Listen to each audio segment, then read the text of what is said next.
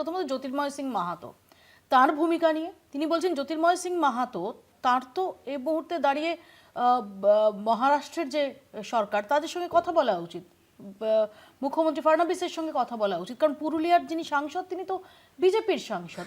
এক, দুই হচ্ছে তিনি সবার কাছে আবেদন জানিয়েছেন, সব দলের কাছে, যে যাতে তারা সবাই মিলে এই ইস্যুটা নিয়ে সোচ্চার হন। এবং তার বক্তব্য যে মহারাষ্ট্র পুলিশ যদি না পারে নির্দিষ্ট সময়সীমার মধ্যে ন্যায় বিচার দিতে, তাহলে পশ্চিমবঙ্গকে সেই দায়িত্ব দিয়ে দিক। প্রথমত হচ্ছে অভিষেক বন্দ্যোপাধ্যায় খুব অসাংবিধানিক কথা বলেছেন। এক রাজ্যের উপর গিয়ে আর এক রাজ্যের হস্তক্ষেপ, উনি ওখানে গেলেনটা কেন বলুন তো?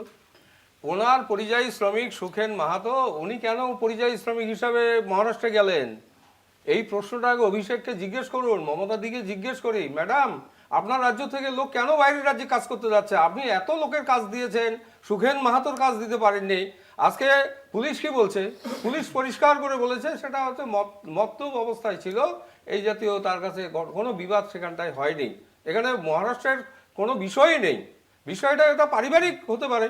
তা সেই জায়গায় দাঁড়িয়ে আমার যেটা প্রশ্ন, আমি বাঙালি হিসাবে বলতে চাই, একজন শ্রমিক মারা গেল মহারাষ্ট্রে, আর আপনি বাঙালির গল্প তুলে আপনি বলছেন তো আপনি না তদন্ত করলে আমরা গিয়ে তদন্ত করব, এটা কি কথা হচ্ছে? এটা রাজ্য সরকারের অপদার্থতা প্রমাণ করা উচিত, বলা উচিত যে ভাই আপনি 40 লক্ষ শ্রমিককে কেন বাইরে পাঠিয়েছেন, তাদেরকে কেন এখানে এনে কাজটা দিচ্ছেন না? সেই কাজটা করুন।